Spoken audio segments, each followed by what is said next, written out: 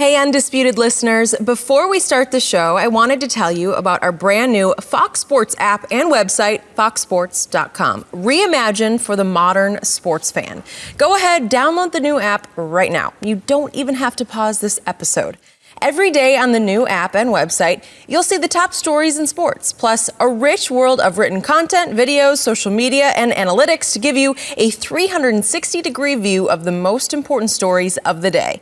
Streaming live TV has never been so easy or elegant. Every Fox Sports game, including all pregame and postgame shows, are just one click away. For the extra invested fan, we also go deep with real-time wagering lines, trending prop bets, win probability, and key player projections. Download the new Fox Sports app or visit www.foxsports.com now. Let's start the show. Welcome to the Undisputed podcast. I'm your host, Jenny Taft. This podcast is the full show from today's episode of Undisputed from start to finish. We've got a busy slate, so skip Shannon. Let's get to it. Good morning. Welcome to Undisputed. I'm Jenny Taft. We are live from LA, and of course, I am joined by Skip Bayless and Shannon Sharpe this morning. How we doing, guys? Okay.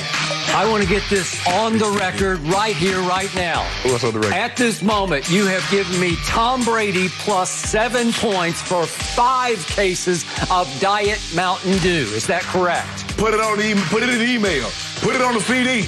I don't care. I'm going to give you the next 2.5 hours to reconsider, to come to your senses, and to beg out of this bet. If you so choose, I'm going to be that gracious. If you keep antagonizing me, every time you antagonize me, I'm going to go up a case. That's the point. Every time you That's what I'm trying to do. I'm going up a case. Are we up to 6? You keep on. Okay. If at the end of this A block, if you antagonize me one more time, you say one more thing about Brady being the GOAT, it's 6 cases. Brady's the GOAT! Is that how it's going to go today? Oh, okay. We got an interesting Undisputed coming our way. The countdown is on, guys, and we are now just 2 days away from the Bucs and Packers kicking off in the NFC Championship game on Fox. Tampa is a 3.5-point underdog in this one, according to Fox Bet Sportsbook. Tom Brady called the Packers a great football team that will present a challenge, while Bruce Arians had a high compliment for Aaron Rodgers, saying that he was the one who truly invented manipulating defenses with his eyes. So, Shannon, are you going Brady or Rodgers? And tell me why. I'm going Rodgers. I expect Rodgers to be spectacular. And for the most part, he's been spectacular in every game that he's played this year, with the exception of the Tampa Bay Buccaneers. Give them credit. The defense got after him. He made the one mistake early, came back, followed that up with another mistake, and then he wasn't the same. I don't care what he'll tell you. He said it wasn't confidence, but they took his confidence. And once they got him, they played the run on the way to the quarterback, and they kind of beat him into submission. At the end of the day, it was just like, okay, we're just going to run the football and just let's get off the field, take our lumps, take our losses, and we'll get back into to Green Bay, Skip, and we'll regroup. And it's hard to see a scenario where a quarterback goes every single game throughout the course of a season and not have one bad game. He had a bad game. There's no question about that. He had a bad game, and Tampa made him pay the ultimate price, beat him down 38-10. But I look at both of these teams. I believe both of these teams have gotten better, but the Packers have gotten exponentially better. Skip, at the time when they played them, Aaron Rodgers wasn't even thought of in the MVP discussion. Everybody was talking about Russ. Everybody was talking about my homeboy. Even Brady, after that game, Brady had gotten into the discussion for the MVP. Everybody had written Aaron Rodgers off. But since then, he has not looked back. Yet they haven't won every game, but his play has been spectacular up until then. And the notion that because, okay, they beat him down in the regular season, Skip, we see that's not always the case, because we watched New Orleans beat Tampa down twice. But Tampa was a different team the second time around. They made some corrections, mainly protection of Tom Brady. Brady did a great job of not turning the football over. They won that game. We look at Pittsburgh and Cleveland. Pittsburgh wiped the floor with them the first time around. Mistakes, they took care of Baker, and they wiped the floor with the Steelers. So I expect I think we're going to see more of that, as opposed to what Tampa did the first time around, getting after Rodgers turning the football over. So I got me a nice score. I I was saying 7, Skip, and I was trying to come up with a number that I really thought that they could get to. Hold on, I just want to know one thing. Do I get 7 points in ties? So if it's a 7-point ball game, Packers win by 7, do I get the ties? It's a push. No, I want a tie. I should get ties. No, you don't get a tie. You're not wearing a tie. I would go Packers. Skip, I would go Packers. I would go Packers. You know, just so I don't get the tie, I would go Packers 33, Bucs 25. By 8. I would go by 8. Okay, I got it. I wanted to go by 7, but since you won't give me ties, I had 33-26, but since you won't give me ties, I bumped them down 1. Okay, it is now my turn. The moment is at hand. Yep. And just for our younger viewers out there, I want to say one more time, please understand how all-time special this matchup is. Oh, it is. Just please embrace this. Please understand the greatness you're about to see head-to-head. Yep. Aaron Rodgers is obviously all-time great. Mm-hmm. He's not Tom Brady, but he's obviously going to be a first-ballot Hall of Famer. Better. And he's better than Brady. This man has tried to tell me, and I'm about to get into that. But the point here is that savor what you're seeing on Sunday. You want to appreciate it till it's gone. This is living legends. They are still playing at extremely high levels on both sides. 143 going on 23, and Aaron Rodgers about to win his 3rd MVP. Correct. So now we get to the crux of this matchup. I'm going to boil it all the way down very simply to this. It's about protection. And in the end, I believe the Bucs will protect Tom Brady better than the Packers will be able to protect Aaron Rodgers. Mm-hmm. I believe that Tom Brady is primed and poised to play a little better than Aaron Rodgers does in this game, especially in the 4th quarter. I believe Tom Brady will make at least one more big play in this game than Aaron Rodgers. I believe Aaron will be under fire and under attack more than Brady. And I will give you this. If Brady's under fire and under attack, you'll be correct. Mm-hmm. But his offensive line has gelled and clicked and come of age right before your very eyes. He has been protected over the last 6 games at the highest level. Yes. And I believe that will continue. The Bucs will get after Aaron Rodgers just the way they got after him with various blitzes and just basic, what I call, they're the Buccaneers, but they have pirate edge to them. They have cutthroat, nasty pirate edge, and they're going to come after Aaron Rodgers. Ndamukong Suh does not like Aaron Rodgers, and he has always been a thorn in his side and a voice in his ear in every game they've ever played. And I believe that Aaron will go down 3 times. I think he'll get hit 4 or 5 other times.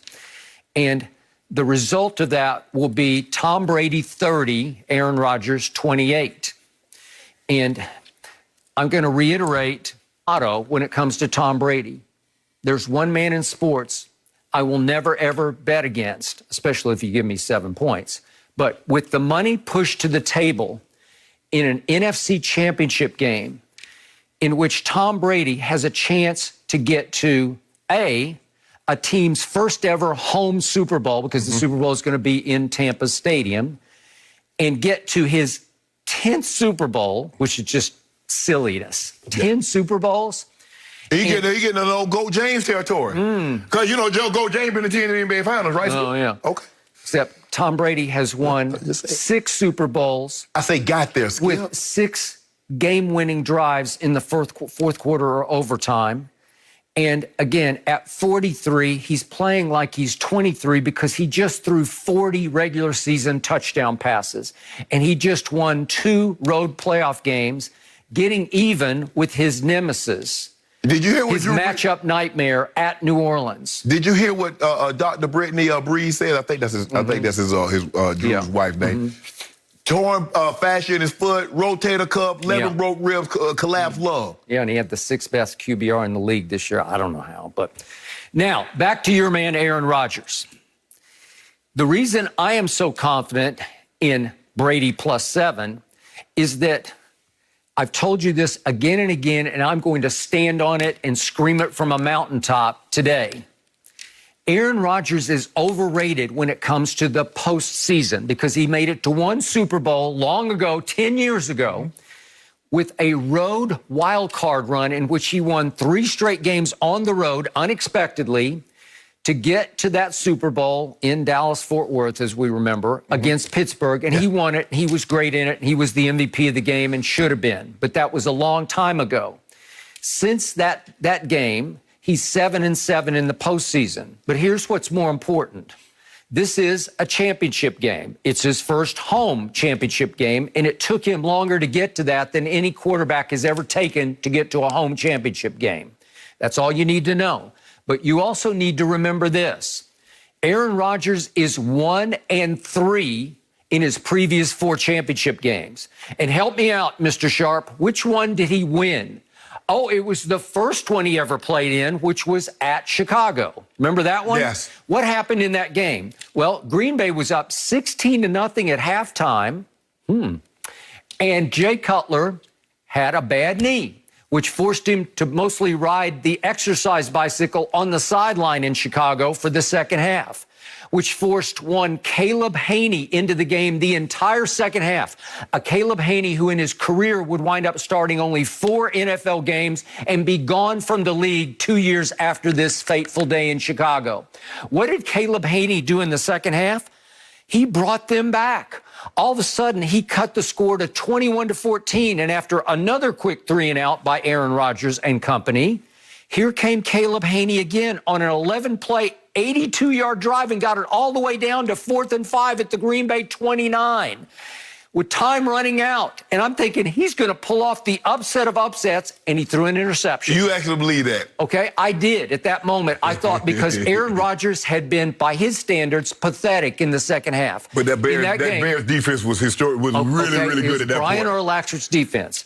But in that game, in the second half, Aaron Rodgers was 7 of 15 for a grand total of 88 yards with no touchdowns and an interception by Brian Urlacher. That was a bad pick. It was a bad pick. So I just want you to remember, that's the one he won. He barely survived Caleb Haney at Chicago. Then let me just hit on 2 other games. The 2014 game at Seattle, overtime loss. It lives in infamy in the state of Wisconsin because the media was all over Aaron Rodgers for that performance, quote unquote, because most of the experts in Wisconsin, the sports experts, will tell you that was his worst playoff game ever. He threw for a grand total of 178 yards in that game with 2 interceptions. A lot happened in that game. Obviously, there was an onside kick that was a disaster. The Seattle ran a fake field goal and got a touchdown out of that. But the point was, in the second half of that game, Aaron Rodgers was a grand total of 7 of 13 for 63 yards. Another game that he and his team led at halftime 16-0. They blew it in the second half, thanks in large part to Aaron's lack of performance, and they lost in overtime. And then, do I even need to bring up the fact that last year at San Francisco, you can say they were overmatched by San Francisco's running game. But Aaron was terrible in that game because he threw 2 interceptions and lost a fumble, and they lost 37-20. Well, I mean, you see what happened. He start to press. It's just like with Tom Brady against the game when he played against New Orleans on that Sunday night. He started to press. You see him against Kansas City early in the game. He's starting to press when they get behind, and that's what quarterbacks do. You mentioned the key. The key for both teams is to protect the quarterback. I believe Brady needs a lot more protection than Aaron Rodgers because Aaron Rodgers' legs can get him out of harm's way. He can throw the ball on the move a lot better. I believe he's more capable of getting out of harm's way. But they need Fort Knox. They need the type of security that they had Wednesday for the inauguration for Tom Brady. All right. Now, I'm going to remind everybody that I sat and watched, we all sat and watched Aaron Rodgers lose huge home playoff games to Eli and Colin Kaepernick. Remember those? Yeah. If we go back to that 15-1 Packer team against Eli's upstart Giants, 2011. Remember that? Yes. Aaron wasn't very good in that game because he lost a fumble and he got sacked 4 times, and they wound up losing 37-20 to Eli and the Giants at home. So it's not like he's invincible at Lambeau in the playoffs. Hold on, Skip. I know that's not the Eli team that beat Tom Brady in the Super Bowl, right? Yeah, that was So they were pretty good. Thanks to one slightly off-target throw to Wes Welker that he should have caught. Then we had the other game in 2013. It was a cold weather game, much colder than it's going to be this Sunday. But Colin Kaepernick and the 49ers went in there and did a number on Aaron Rodgers. By the way, against Eli and the Giants, he was sacked 4 times. He was sacked 4 more times by the Giants, the 49ers. And he threw for a grand total of 177 yards in that game. It's like, wait, is this really the 3-time MVP? But you see the reoccurring theme. How many times in playoff games that Tom Brady has been sacked 3 or more times that he's gone on to win? You see the reoccurring theme? Pressure. And that's going to be the key in this game. Pressure. Okay, so I'm going to remind everybody one more time. Aaron Rodgers 1-3 in championship games. He's finally getting one at home. I'll give you that. Tom Brady is 9-4 in championship games, and he has been as goatish as ever in championship games as he has been in Super Bowls, because I'm going to remind everybody that most of them have been at home. Yeah. Do you remember the Saxonville game? He's down 20-10 in the fourth quarter. He throws for 138 with 12 stitches in the palm of his throwing hand. Yeah. Brings him all the way back to win. Do you remember what happened at my homeboy? Remember that? Yeah. Overtime, he converts 3 straight 3rd and 10s on the road in the windy cold at Kansas City. It should have never been that close because he was up 14-0 at one point. So I don't even know how. By the way, both of those games happened 3 and 4 years ago, so it wasn't that long ago. It wasn't like ancient history like Aaron Rodgers' 10-year ago Super Bowl. He got on his real. Look here, all that ancient history and all those stats, it's nice to have. They're chronicle. But Sunday is a different ball game. Sunday is different. Aaron Rodgers has never faced Tom Brady in a championship game. Tom Brady has never faced Aaron Rodgers in a championship game. And we're going to discount what happened in early October on an 88-degree day in Tampa, Florida. Okay. Now this is for all the marbles. Okay, so here we go. You are about to see Psycho Tom Brady's alter ego. He has been driven to get even with Bill Belichick.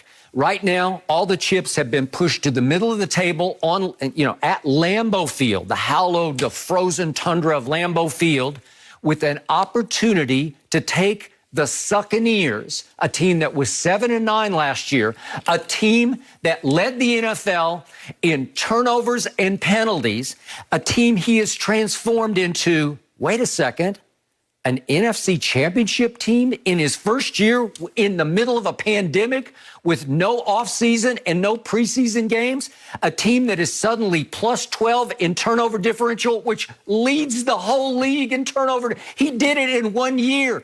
He installed the Patriot way in Tampa Bay. But see, this is what I don't understand. When things that go well, you say Tom Brady did that with no offseason, no OTAs, no minicamp. But when things go bad, the first thing that you say, well, he didn't get an opportunity to throw to him. They didn't play, they didn't have minicamp. They didn't think straight. Because see what you do? When things go well, Tom Brady is great. He's historically great, which he is. But when things go bad, you bring up, well, he didn't have enough time. He's just getting to know these guys. So which is it? So what went wrong? He's in the NFC Championship game. Help me out. What can you pick apart? Skip. They lost 3 straight games, and you was out here whining and complaining. I think they're now in the NFC Championship game, so he rose above all that. They had a December. It took time. He brought them to a boil right on schedule, just in time to go up to the frozen tundra. That defense I have not trusted all year until I look back and say, the defense rose and shone in 2 games on October 18th against Aaron Rodgers and then against Drew Brees and company down in New Orleans last Sunday. So now they're going to come into this game hot and with confidence that they're just fine against Aaron Rodgers. They're not intimidated at all. So you think the Packers are going to be intimidated? No, I don't. I think Aaron Rodgers is intimidated by Ndamukong Suh. Okay, we'll find that. I do. And by the way, speaking of weather, I think the football gods are on Brady's side on this one, because now the longer-term forecast, obviously we're still looking ahead. It could change before Sunday, but what I just looked at just before the show, it's going to be a high of 30. Okay, so it's not the ice bowl. It's not like minus 66 wind chill, okay? 30 degrees, and I believe it will be 30 at kickoff. There are snow showers predicted more for the morning than the afternoon. The kickoff is at 2:30 Central Time in Green Bay. Right. So the game will be played, the sunset's supposed to be 4:50. So you'll almost get the whole game in before the sun goes down. Well, right? no, maybe the first half. No, it's 2:30. No, it's 2:05. 2:05 kickoff. Okay, so 2:05. Okay. So you'll get close to, the sun's going to be gone right around 5. So probably the night will fall just as Aaron Rodgers falls completely. That's what's going to happen. And again, the wind is light. It's supposed to be 7-mile-an-hour winds, so it's not one of those windy, wind chill games in which you can't even function. I'm just trying to figure out how you go from just talking about football to now you Willard Scott. Now you talking about the weather and all that. I think I got you on the run here. I got you on your heels. No, Skip. I'm making point after point that you have no answer to. Skip. You're up against the GOAT in what's not very, it's actually unseasonably warm this Sunday in Green Bay. I have Aaron Rodgers. This is what he asked for. Now it's on him to deliver. Throw the weather out. It can be 75 degrees, even if it's 75. Aaron Rodgers has a home playoff game. He's healthy. His team That's is what healthy. he says. I've never heard a more confident quarterback. All that other stuff. He is serenely smug about his chances. It felt like this week that he's already in the Super Bowl. And trust me, Tom Brady took note. But no, well, see, here's the thing. If you hear him, he stutters, he's scared. If he has confidence, he likes where he is, he likes the position, he likes the way his team's looking, he likes the way his team is playing. Now he's smug, now he's already in the Super Bowl. So he wasn't going to be able to win with you, and he understood that. He just knows he needs to come out here and play a great football game. I expect that. Whichever team can protect their quarterback the best, that's the team that's gonna win the game. Obviously, Skip, turnovers gonna play a huge role. So, but we don't expect either team to particularly turn the football over because Brady has done a great job over the last 4 or 5 weeks of protecting the football, and Aaron Rodgers has done a great job of protecting the football basically all year long. That's what he does until NFC championship games, until big playoff games, until the money gets pushed to the middle of the table. Well, the money's in the middle of the table now. It is. So, we're going to push another case. You want to go 7 cases? We got it. We good. Okay. We good. We got 6 cases. CIX cases. I'll push another case to the middle of the table. 7. How about 7 points for 7 cases? And I'm gonna get I'm gonna get some more out of because I know you're gonna take Buffalo against my homeboy. How do you know? Because I know you. Because you want Brady's path to be as easy as possibly can. Because you know he can't do nothing with my homeboy. But guess what? I don't care. I would much rather prefer Brady versus Mahomes. No, you wouldn't. Yeah. No, you wouldn't. You just said that. He's taken care of him before. But you know what, Skip? He beat him in his own building to get to the Super Bowl. I got bad news for you. You won't even get a chance to see that matchup. You won't even get a chance to see if he could defend his honor and pay my homeboy back because you're not going. Shannon Sharpe, your worst nightmare is about to fall like the darkness at about 5 o'clock Central Time in Green Bay. Man, you know that song, Skip, one of my favorite songs when I was growing up, it's a love song. Boys to Men. Is this the end of the road? Is this the end of the road? Shannon. It's the end of the road for you, bro. It's the end of the road. It's the end of the road. You want to go 7 for 7? I'm good. Okay. Feel You're good. good Feel so far, good. Somebody's on the run. Oh, okay. Well, since Skip is all about weather reports, Brady 10-2 in playoff games when it's under 32 degrees, guys. So they go pretty good in those freezing that's 30, so temperatures. you Good better to catch this know, L. right? Yeah, you got to keep it in mind, Shannon. I'm just trying to help you out here. No mercy.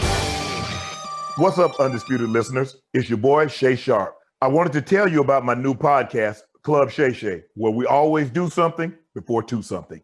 Each week, I sit down with a guest for a drink and conversation, and as host and proprietor of Club Shay Shay, I've welcomed in esteemed guests such as Snoop Dogg, Floyd Money Mayweather, LeVar Ball, Isaiah Thomas, just to mention a few.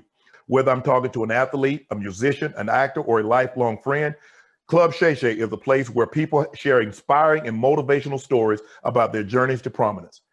The new episode drops every Monday on Apple Podcasts, Spotify, or wherever you get your podcasts. Subscribe to Club Shay Shay now and make sure you never miss a new episode. Now back to Undisputed. No mercy. As Patrick Mahomes works through the league's concussion protocols, the reigning Super Bowl MVP took the majority of snaps in practice yesterday for the Chiefs.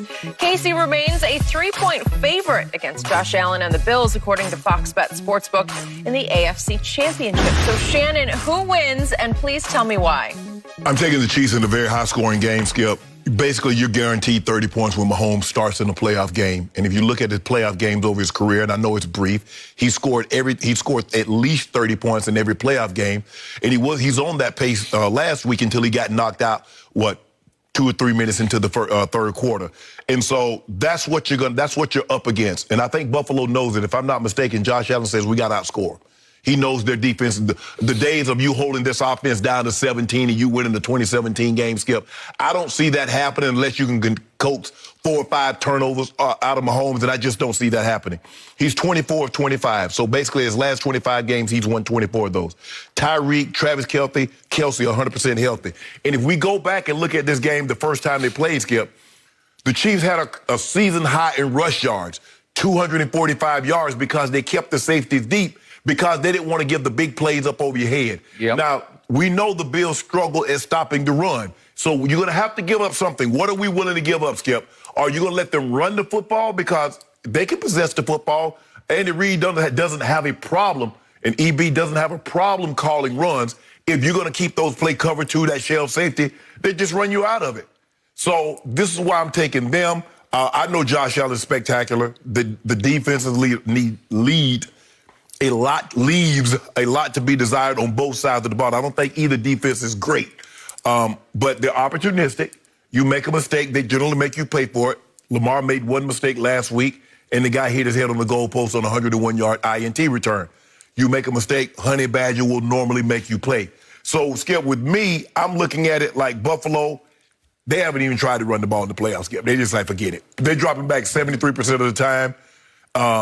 Devin Singletary's out. I think Singletary's out, or maybe it's Zach Moss is He's out. Gone.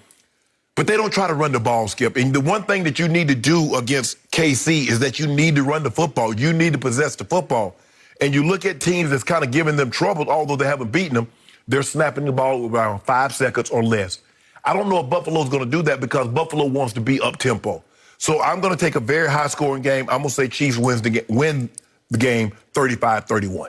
35-31, so Chiefs will, by your score, cover barely. Yeah. Okay. I'm going to remind you that when we made our preseason predictions, I picked your former team, the Baltimore Ravens, to win it all.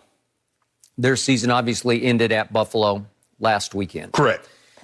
And yet, I still think Baltimore would have won that game if Lamar hadn't hit his head on, not the goal post, but the turf in the end zone. Right. And been gone for a fourth quarter in which he would have had the wind behind him, because in the second quarter he threw for 111 yards with a really strong wind. And I think he would have been hard to stop in the fourth quarter, but we will never know that. I also threw in my prediction before the season started, if I had any guts, I would pick the Bills to win the AFC. And you were a little surprised, if not shocked, that I said that. Yep. I wasn't sure Josh Allen had come of age on time to pull that off, but I like the culture that Sean McDermott has slowly but surely established. I like the way they play defense, how they hang in, and how smart the secondary is. They have playmakers all through their secondary. And I just like the feel of this team and its momentum, the steps it's taking toward getting to a Super Bowl. Maybe I should have listened to myself. So now I am going to listen to myself, and I am going to pick Buffalo just because that's all I have left for my preseason prediction, that I almost went there, so I'll go there now. But why would I go there? Well, to me, Buffalo is heading straight north in a good way. And Kansas City, I'm not saying they're heading south, but they're just teetering along heading south, because if these cats have 9 lives, it feels like they just used them all up. Because over their last 9 games, the Chiefs' last 9 games, they have been highly unimpressive, to the point it feels like each of those games they've been on borrowed time. It felt like they were on borrowed time through the whole playoffs a year ago, when they fell perilously behind to the Texans at home, and then the Titans at home, and then the 49ers at the Super Bowl, perilously behind. They're behind in the Super Bowl 20-10 all the way into the fourth quarter, and down 20-10 late third. Mahomes threw a terrible interception. Down 20-10 early fourth quarter, he threw another horrible interception. Yet they live to tell. They just keep living to tell. And you got me when you say, yeah, what did the scoreboard say at the end of the game? Well, they won. But look at these last 9 games, shall we? Look at margins of victory. Carolina at home, they won by 2. At Las Vegas by 4. At Tampa, we remember that game. Brady got back in the game at 27-24 and never got the ball back, but they Again, they hung on to win by 3. Denver at home by 6. At Miami by 6. At New Orleans by 3. Impressive, but by 3. Atlanta at home by 3. Not impressive. Then nobody played against the Chargers, but they lost by 17 at home. Cleveland at home, they won by 5. Okay, so it's like barely hanging on for dear life. And at some point, you're going to run out of your 9 lives. So that's 9 games in which their overall margin of victory is plus 15. They were plus 15 points over 9 games. Think about that. Think about this, Skip. How impressive is that? It's very impressive because when you look at the Bucs, did the Bucs ever have the ball with a chance to take the lead in that ball game in which they lost by a couple of points? Did the Bucs ever have the ball with a chance to take the lead? No, they did not. Well, obviously, there's 4.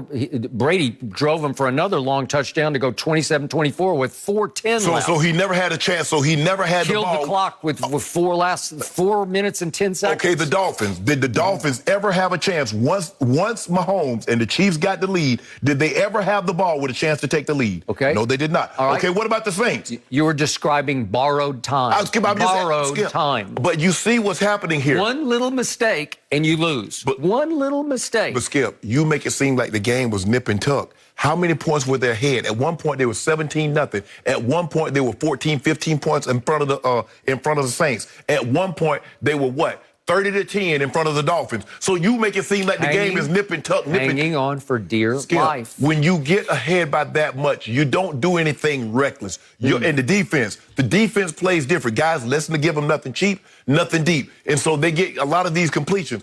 I'm trying to figure out, if it was so close, how did you get down 30-10 if you're the Miami Dolphins? If you're so good, how did the Bucs and that defense get down 17-0? How did the Saints get down by 14 if they're so good? If Mahomes is so bad, if the team is so bad, how are they getting up by double digits in 2 and 3 scores on these great teams? If you're a juggernaut, if you're a tour de force, you blow people out. That's 9 straight games in which they've blown out nobody. They've hung on for dear life. Guess what? I know a team that went 18-0, and they were blowing everybody out. And the moment they got into a close ball game, they got their head bust. You know why? Because they had never been under that type of pressure. The moment of the magnitude of that, you saw what happened in the Super Bowl because they had never been there before like that. So there was method to the madness. They said, let's let them back in the game so we can fire test ourselves in a close game. No, Skip. Let's see if we can figure out how to hang on. No, Skip. If your team, all you're hoping to do when you play a team like Mahomes or you played a team like the 2007 Patriots, you said, let's get to the fourth quarter. Don't let them run and hide and let them be up by 21. Don't let them be up by 17 going into the fourth quarter. Let's make it a nip-tuck ball game. Well, my homeboy says that you make it close you want to. If I get this ball, ask the Vegas Raiders. They had the lead. My homeboy said, I got this. He went and got it. The Saints, y'all had to do an onside kick. We don't do it. We don't care about that. We don't do no onside kick because it don't come down to that. We don't come down to no onside kicks. As great as they are, one little mistake, one little error, and you lose. You Skip. That's what anybody. This is lose and go home. Skip. That's what the beauty of football is. That's the beauty of sports because it's not 2 out of 3, 3 out of 5, 4 out of 7. All right. So now let's look at the visiting team, shall we? The Buffalo Bills have almost quietly won 11 of their last 12 games. Yeah. And obviously, that should have been 12 of 12 games because at Arizona, with 34 seconds left, that guy on the left, number 17, hit his favorite receiver. You could argue maybe the most productive and best receiver in football right now, the most unguardable receiver in football, Stephon Diggs. He hits him with a touchdown pass to put them up 30-26. They're up 4, so it's a field goal can't even catch them at that point with 34 seconds left, and you know what happened. The Hail Murray happened, and they lost at the buzzer. 43-yard touchdown pass. First of all, y'all got Kyler Murray. Okay. We got my homeboy, the best quarterback in football. Okay. Y'all got DeAndre. Okay. We got Tyreek and Travis. Okay, but over the last 12 games, 11 out of 12, should have been 12, the Bills are a plus 155 in points, while you're over your last 9, you're a plus 15. Whew. So one team is just taking off, and the other one's just sputtering and just sort of hoping to stay airborne as long as possible. Just choking and coughing towards the finish line. You know what, Skip Bayless? Here's a funny story. I remember my homeboy came and picked my homeboy Bucket. He used to come pick me up when I fly into town from Savannah. He came and picked me up. Yep. Now, he had a car, Skip. He had a yellow Blazer. Yeah, think about that. A yellow Blazer. Had to stick in the floor. So he come out. I come outside and say, oh, okay, where the car at? He's like, man, that's it right there. So I'm about to get in. I'm about to open the door. I said, man, I can't believe you. He's like, hold on, wait a minute, Sharpe. I gotta get. I say, go around to your side and get in. He say, my side of the door won't open. I say, you come pick me up in this bucket? He said, it's gonna get you the way you need to be. Okay, they sputtered along. Win.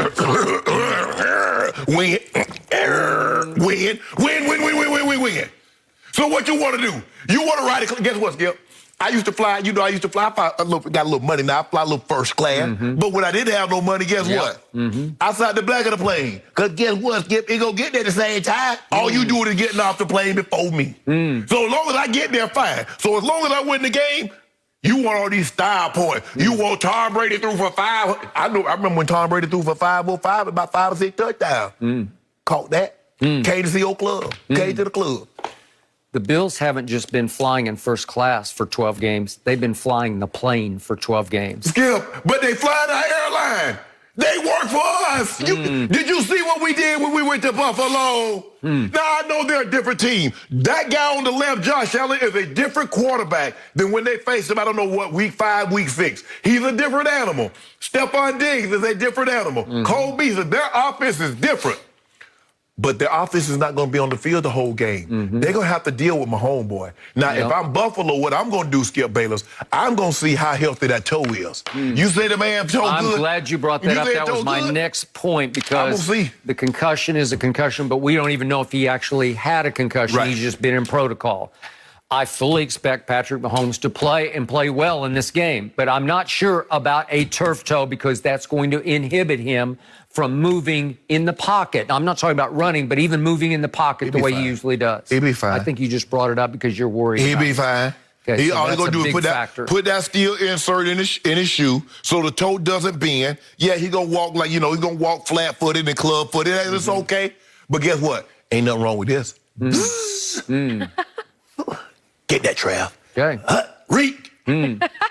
How about it that just face? feels like the Kansas City Chiefs have been cruising for losing at some point. Just cruising for losing. Just I love it when we're cruising. We cruising right to Tampa. We cruising right to Tampa. As a matter of fact, Skip Bayless, after the game, we got the bags packed. Did you just go Smokey Robinson? Hey, you know about Smokey. Do I? That's a top 5 all-time song for me, and I listened to it this morning on the way into Fox. Really? I did. Yeah. Cruising by Smokey Robinson, and it's now the star song of a new, I think it's an Allstate commercial on the moon. You know why you listen to that song? Because you're going 5 miles an hour. I don't listen to no slow song like that right there.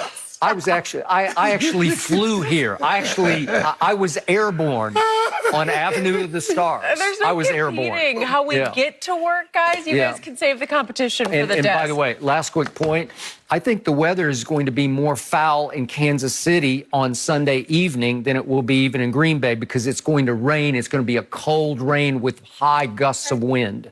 So I think that's made for the guy from Wyoming. Both quarterbacks have the type of arm to neutralize the elements. Yep. Well, Skip is all about the weather reports lately. Well, no weather affected the Lakers last night, guys. They remained perfect on the road after taking down the Bucs last night, 113-106. LeBron finished with a season-high 34 points that included 12 in the fourth quarter. Anthony Davis had an off-night shooting, but Kentavious Caldwell-Pope showed up for L.A., putting in 23 of his own. So, Shannon, what's the biggest reason the Lakers won this one? I know you were watching. I know you saw every minute. No, what happened? See what happened? I didn't get to see it. Yeah, you saw that. I didn't see it. I'm going to ask you a question, Skip. When the clock was running down and LeBron shot that 3 and he turned around to the bench and did this right here. That's what he's doing now. When they so good. Wait, was that a walk-off 3? Huh. Did that win it? I know your guys walked off the court the other night with a loss. My guy walked off the court last night with a win. Skip, you know what the biggest reason. Because you had all these stats. You want to go next level. He started scrumbling through his papers. I'm like, what the hell? What, he got on that brief or something? I don't think and he came to this one thing. These are some second level, some next level stats. They're not saying they're first level. They're glaring. Last 7 fourth quarters for LeBron going into last night, he was 5 of 24, and from 3, he was 2 of his last 12. Can I interest you last night in the fourth quarter, 12 points, 2 assists? Can I interest you in that? Yep. What about that 3 ball? Skip, did you know LeBron James is shooting just a tick below 40%? A tick below 40% from the 3. I'll go 5 cases for 40%. Skip, Want to do it? I just want to make my point. Okay. LeBron James was spectacular. That's why they won, Skip. AD had an off night. AD missing free throws. Now, AD didn't normally miss no free throws, Skip. I remember he had a stretch where he was like 21 straight, 24, and they missed 3 last night. He missed a couple. He missed 3 last. I think he missed 3 last night. Missed a couple the night before. A couple, 3 or 4 the other night. So AD got to get. AD gonna get that rhythm back. We'll get his rhythm back. But LeBron was magnificent. And the thing was last year the mantra. We don't lose back-to-back. Skip, they know they shouldn't have lost to Golden State. You're up 14 against a team, and Golden State got blown out last night by the Knicks. Because the Knicks went bull driving around with them. The Lakers get up and they started throwing the ball away and doing all this other stuff, and the Warriors just kept making plays. So they knew they should not have lost the game to Golden State. Defensively, you look at the first quarter, they gave up 33 points. Locked them down. From the next 3 quarters, they never scored over 25 points in a quarter. And that's what you got to do. Giannis, hey, give him all the threes he wants. He can't shoot enough of threes to make me belly up on him. Skip, you see him shoot the 3 last night? Giannis fouled out again. Skip, Giannis get 80% of his fouls on charges. He don't get no foul, blocking the shots or anything like that. He get his shots running over the guy. Agreed. I think he got 4 charges last night. I'm talking about literally just try to run over the man. And those count as turnovers. Turnovers. And he had a total of 9. And he had a total of, I think he fouled out. Did Giannis foul? Yeah. Skip, he fouled out. Yep. He fouled out. Okay. But my guy showed you again last night. Yeah. What he made of, what he is, who he is, how he came to be. Okay, my turn. Did you watch a different game than what I saw? No, I watched the same game you saw, but you watched through LeBron-colored glasses. Yeah. Okay. I'm going to give your guy this. I'm pretty sure he watches Undisputed, and after I called him out for his last 7 fourth quarters, it looked like he got his mad on, and he said, watch this. And I love him when he plays mad. He played locked in the early 4th quarter, and he gave us another of what we've seen many times in the past from him, an early 4th quarter flurry. Early 4th quarter, because he was already hot-handed, and he stayed hot-handed into the 4th quarter. And yet, the last hot-handed shot we saw came mid-4th quarter until that very late shot, but could we see the one that he made? This put the Lakers up 11 with 7:21 left. Little fade away. Drew Holiday was trying to guard him all night. Drew Holiday is 6 feet 3 inches tall, gives up 6 inches to LeBron. That's my fault. So that puts them up 11, and then that's the 11 shot. Would you believe that LeBron goes quiet for the next 6:17 when they needed him to help close the game? He just goes away and goes quiet. And the next thing we see from LeBron isn't all the way down to 3:15 left in the game, when, if we could see what happens, he turns it over, which leads to Chris Middleton's score at the other end.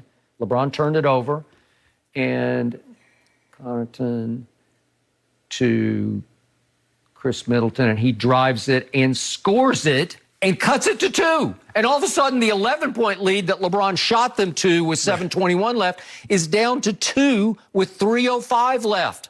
My God. And then they come down with 2:42 left. Did LeBron make a big 3 and give it the 3 to the bench after that? No. Look what happens. They go around the horn. Extra pass. The extra pass. The extra pass. Here we go. The extra pass. The extra pass. The extra pass. Here we go. Okay. Here we go. 1. And there. 2. Oh, wait a second. DiVincenzo. KCP has made 6 threes in the game already, and he hits a career-high 7-3 because DiVincenzo doesn't even guard him. He's made 6. What are you doing? DiVincenzo is standing under the basket and has to run at him from all the way from under the rim out to the corner, and he nails the 3 that puts them up 5. Well, that was the shot of the game with 2:42 left. Pass. Was that LeBron's pass? Did LeBron get the assist? No, it came from Anthony Davis. And then here we go again. They're still clinging to a 4-point lead with 1:42 left. And here we go around the horn. That's the First of all, DiVincenzo. That's not DiVincenzo's guy. Okay. He was on Schroeder. All right, so here we go again.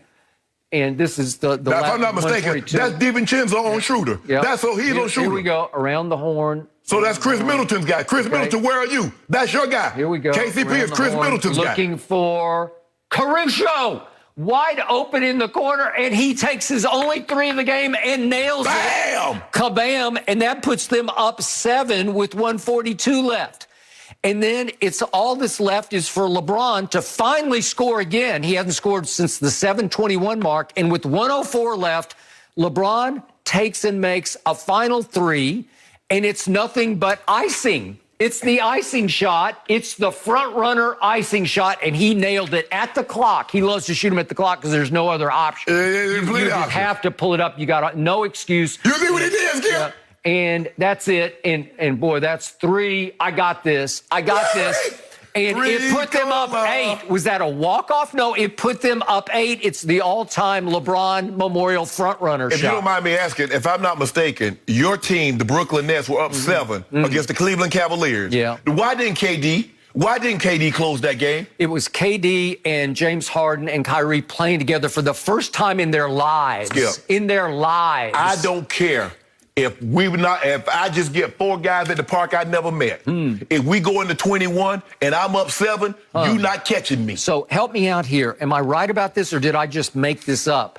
7:21 all the way down to 1:04. LeBron doesn't score a point when he's supposed to be the closer. Hold on, he did not close. You see what you did? He had a flurry. It was impressive. Way to go, LeBron. No, but 7:21 to 1:04. All he did was commit a turnover. No, that's not interesting. That's not what you said. How do you explain that? You said he was magnificent. Is that magnificent? If you give me an opportunity. That's the opposite of magnificent. If you give me an opportunity. Yesterday, you said the 4th quarter. Now, you didn't divide it up to say 7 minutes and 35 seconds to the 4 minute and 10 second mark. You didn't do that yesterday. No, but I told you this team has no closer, and it still doesn't. It's not AD, and it's not LeBron.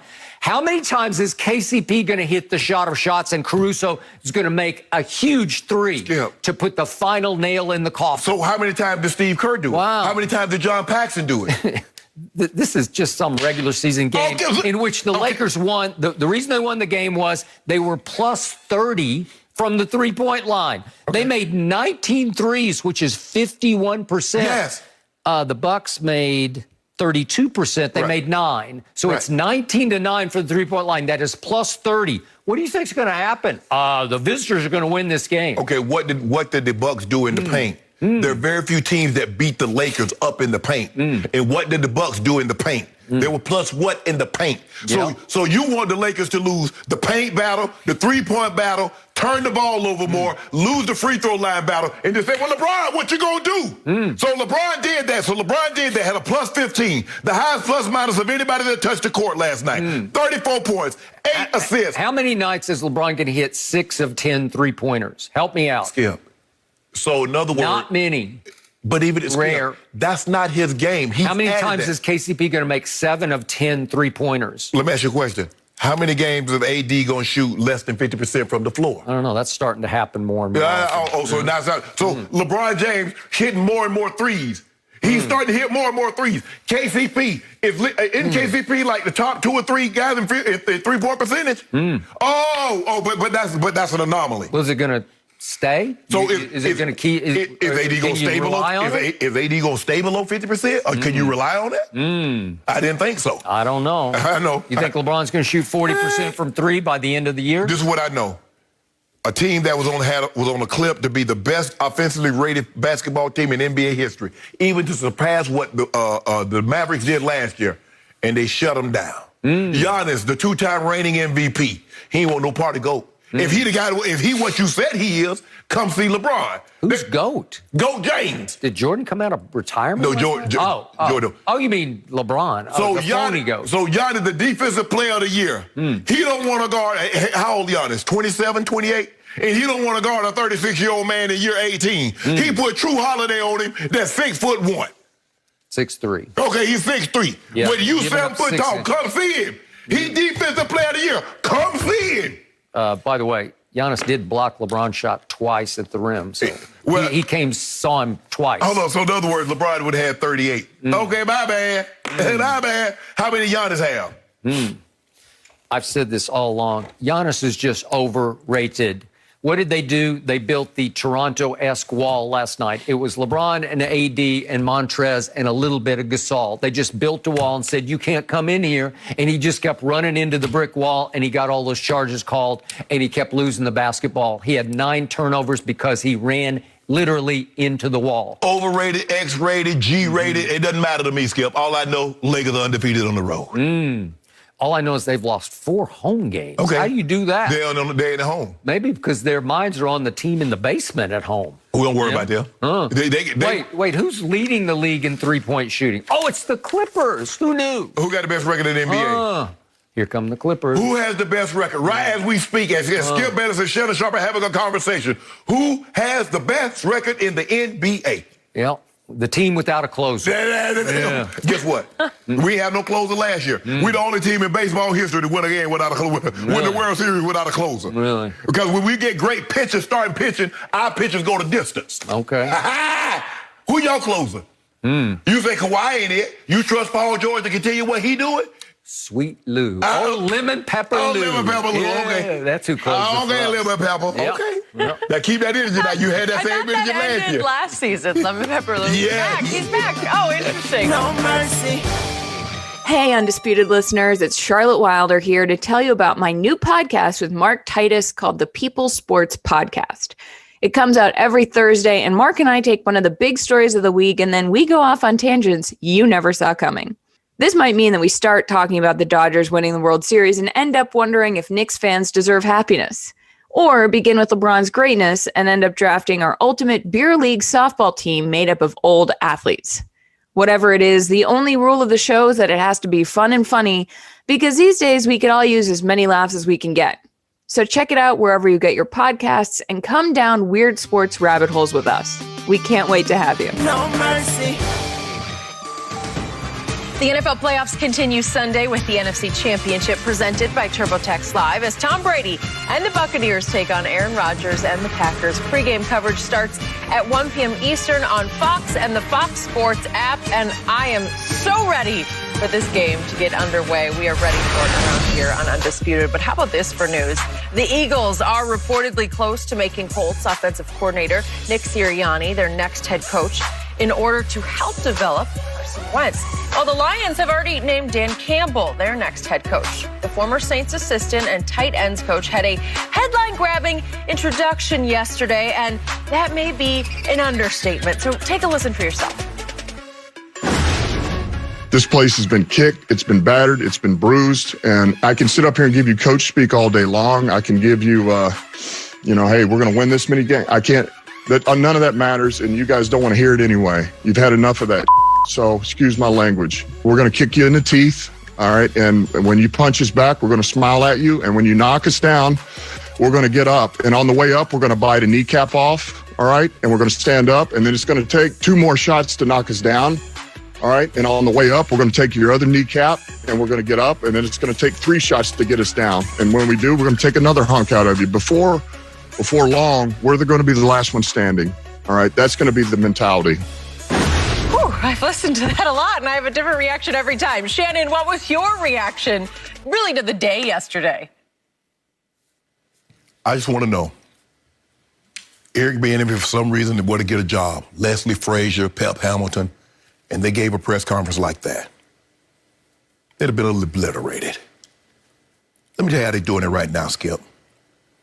There's a caucus where they're doing the minorities, and they say you need to speak like this. Your tone, the cadence, the pitch in which you talk. Don't be aggressive. Don't be too assertive. Be this way. That's what they tell us in order to get a job. Now, I don't have anything against Dan Campbell. I don't really know him. I know he played the position that I played. He was a tight end. Skip, I don't have anything, what's Nick Sirianni? Skip, I don't have, this has nothing to do with either one of them. You had to look twice at his name. Yeah. You don't even know who he is. Never heard of him. Yep. We know what's going on. I just wish they'd be honest and tell us. Skip, I got no problem with someone just disliking me. Just tell me, you don't fool with me, and we cool. The problem that I have is when you tell me that we cool, and behind, you don't really mess with me, get down with me like that. Now, Skip, at first, the first thing they said, we're looking for someone with previous head coaching experience. Okay, then that didn't work. You say, well, we want someone that has previous NFL experience. And then all of a sudden, that didn't work. Well, we want someone that called the plays. Then that didn't work. This guy got a head coaching job at 39 because he diagrammed the plays. Because they did. Whatever that means. Yeah, exactly. So EB can't get a job because he can't get a job because Andy Reid is calling the plays. Matt Nagy served as offensive coordinator under Andy Reid and never called a play. Doug Peterson served under Andy Reid and never called a play. John Harbaugh served under Andy Reid and never called a play. Zach Taylor got a head coaching job at Cincinnati, Skip.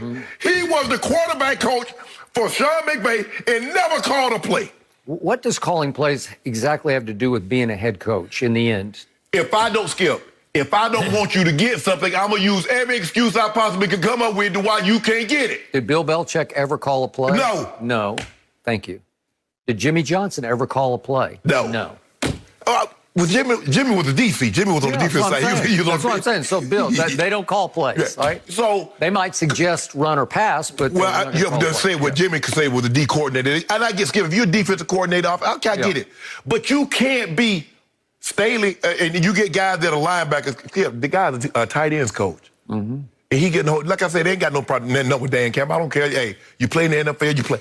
But the excuses that they use, and then give a press conference like that. Boy, sure, that's a great luxury to have. That's a great luxury to have. I can be myself because what you heard Campbell do, that's who he is. We don't get to be ourselves. We got to be someone else. We got to be in a black body.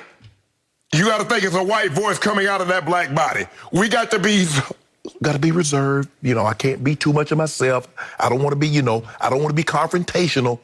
Man, this is some bull jive, and they know it. Look, congratulations to these two young men that got a job. I got no problem with them.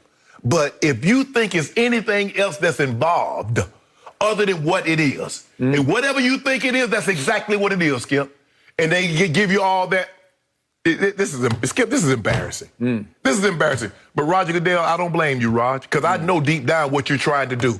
But them other 32 owners, y'all can kick rocks. I hear every word you just uttered. You didn't just utter them. You drove them home. And I appreciate that because it needs to be said louder and louder. Here's the underreported story beneath the fact that the Philadelphia Eagles just hired somebody named Nick Sirianni to be their head coach. I thought underreported was the Deuce Staley story. Did you cross paths with him? I can't remember Deuce. He was a long-time Eagles running back. Running back. Yeah, he's been there. I thought he would go with Andy, but he's kept him with Chip. So I'm going to just read from the ESPN story this morning about Deuce Staley, who has been an Eagles assistant the last 10 years, but he has been the assistant head coach under Doug Peterson for the last 3 years. And ESPN writes, there was a strong case to be made for Deuce Staley. The degree to which current and former players advocated for him both publicly and behind the scenes is very rare. So he was getting huge quiet, maybe behind the scenes, but also in Philadelphia, loud support from ex-players. By the way, for those who don't know, Deuce Staley is not white. Can I just... Yes, okay, yes. All right. Deuce Staley has the respect of everyone within the Eagles organization, can command a room like few others, and earn the opportunity after 10 years as an assistant, blah, blah, blah. And yet, there is legitimate question as to whether Staley's blunt style would have vibed with Carson Wentz. Also a question, now these are my words, of whether he would have vibed with the two men who have huge input into the football operation, the owner and the GM. They have huge input. Thank you. So they're like, Deuce isn't going to put up with any of our nonsense because he's going to call us on our nonsense. He's going to want more input because he's a strong voice and a voice who knows the score. He knows how to do this. What was Coach Bill Parcells? He said, if you want me to do the cooking, at least let me shop for the groceries. All right. Well, how you going to tell me what to cook, and when the dish don't come out right, well, you didn't make it right? You told me to cook this. This is not my specialty. I might not want to say it, guy. So clearly, Nick Sirianni is so grateful for this opportunity because he just came from nowhere. Wait, I'm the head coach of the Philadelphia Eagles after I was nothing but the quarterback coach for the last 3 years Let that sink in in. Indianapolis. I was the quarterback coach. Frank Reich called all the plays and ran the offense, and that's fine. Skip, had you ever heard of this guy? No. I honestly, No. and we hear about a lot of guys behind the scenes, like, Sure. okay, he's getting a lot of buzz. He's getting a lot of buzz. No. Skip, I heard nothing. What? I heard it the last 24 hours because he was a rising candidate for this job. Well, what did they probably love about him? Number one, he came cheap. But number two, he's so beholden to them, he's going to do whatever they want to do. Right. He's not going to question their authority, right? It's Skip. Dan Campbell got a 6-year deal. Okay. 6 years? 6 years. And I can see if he had built this program, you give that to guys that you like. Kyle Shanahan got 6 years. Guys, Matt Rule got 16. At least they call plays. At least they've been at this for a minute. He was an interim coach in Miami. He was. That's all. But at least he's got that on his resume. Look how many of these 30-something coaches have been hired over the last 2 to 3 years who came from nowhere, where we had never heard of them before they got hired. And you go down the list of let's go Sean McVay. Well, obviously he had success. What he started, 30 years of age, whatever. He was actually started with Mike Nimmin in Washington and Kyle. That's exactly right. And so was Matt LaFleur there, and now he's starting to have. He could be in the Super Bowl. Joe Judge, Brandon Staley, Zach Taylor, Kevin Stefanski, Arthur Smith. These are all 30-something white guys who came from kind of nowhere to get these jobs. Well, it's sheepthink because this league is saying, well, wait a second, Sean McDermott, he's doing pretty well, right? And Sean McVay, he's doing pretty well, right? Matt LaFleur is doing, let's do that. So they're all thinking, let's go that way. Let's go 30-some. Let's go young. You go cheap. You can get these guys a lot cheaper than trying to hire an established coach. Skip, that's what they do with those guys. They don't look at Tony Dungy got to a Super Bowl and won. Lovie Smith went to a Super Bowl. Caldwell went to a Super Bowl. Mike Tomlin went to a Super Bowl. See, they don't do that with black coaches. They only do that with white coaches that have success. Well, he has success. Well, let's get one of the trees off of his. Let's get one of the apples off his tree. That's what they do. And then they do this. And then it's like, well, no. We just hired the most qualified. But it just appears to me, to my naked eye, it seems to be always the most qualified happen to look like you, talk like you, think like you, and travel in the circles in which you travel in. So clearly to me, Eric Bieniemy is far more qualified, having come up under Andy Reid and been given sort of joint custody of the team. It's almost like he's running practice, right? He is the associate head coach in Kansas City, far more qualified than any of those guys I just named as 30-somethings. Eric's 51 years of age. And I told you my fear for him is he's come in second for so many jobs that after a while people say, well, he's a runner-up, right?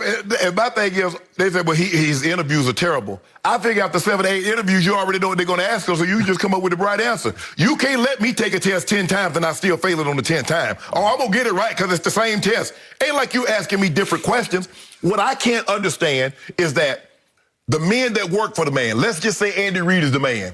The men that work directly for under him got head coaching jobs. And the guys that work for the man, that worked up under the guys that work for Andy, got jobs. But Eric Bieniemy, that works up under the guy, he can't get a job.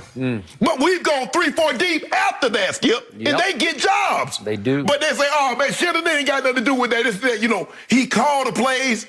Matt Nagy didn't call plays. There are a lot of guys that didn't call plays. And now we got a 39-year-old Skip. He doesn't call the plays, but he draw them up. So Eric Bieniemy don't draw up. So all the plays. So Eric Bieniemy got no input in the offense. Zero.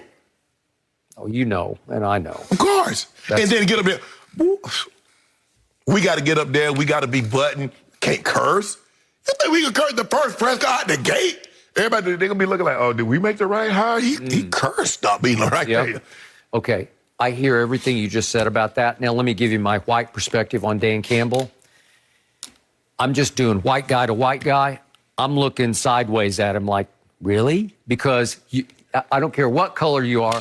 When you come off that way in your introductory press conference, you're on notice. You're on the clock like, is this going to be a clown show? Is this what is this? Big Lebowski? Skip, I ain't on no show. Skip, I got 6 years. What y'all gonna do? Y'all gonna run me up out of here? Y'all gotta pay me? I don't know. He got a 6 year. Skip, that is a 3 year deal. How many white coaches have made it in this league as characters. I have to go back to Jerry Glanville. Yeah. Do you remember Jerry Yeah, in Atlanta? Yeah. You know, wearing all black, leaving tickets for Elvis before every game, that kind of thing. But he had a couple of runs. Buddy had that. Buddy Ryan. Buddy had that personality with say some of anything. Yeah, and Rex had a little bit of it. Yes. Yeah, he would say anything, but you.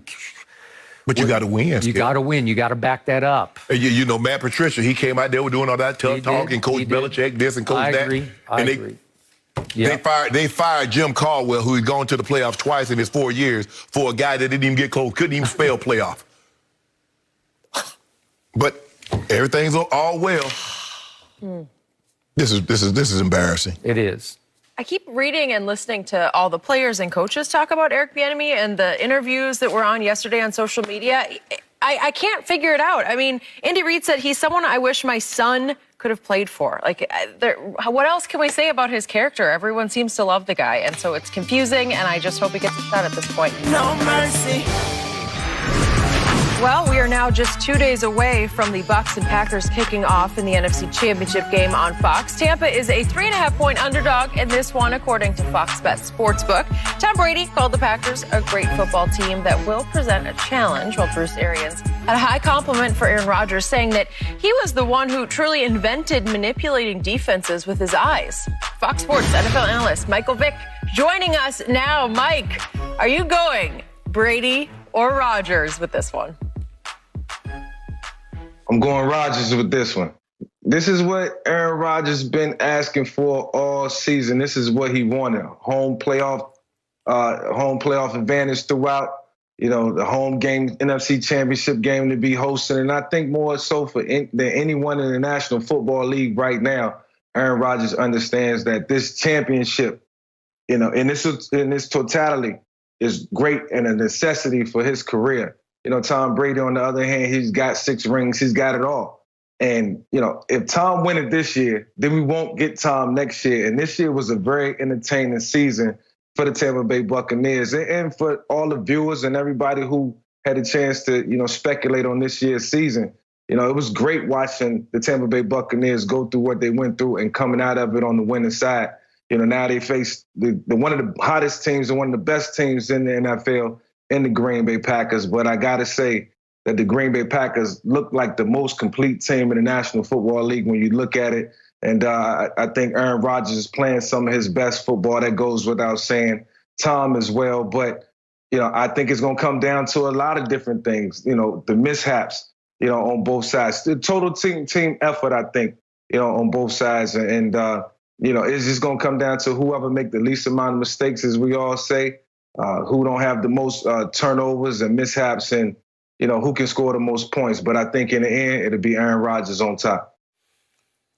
Skip, I was looking I was on social media yesterday, and I think it was in Atlanta.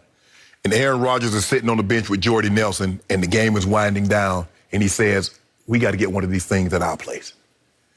And, you know, and that was a couple of years ago. They were losing Right. Yep. You're like, we got to get one of these things at our place, because that plays a world of difference. And that's what he's wanted. He said, I believe the reason why I haven't been to more Super Bowls is because I've had to take the show on the road.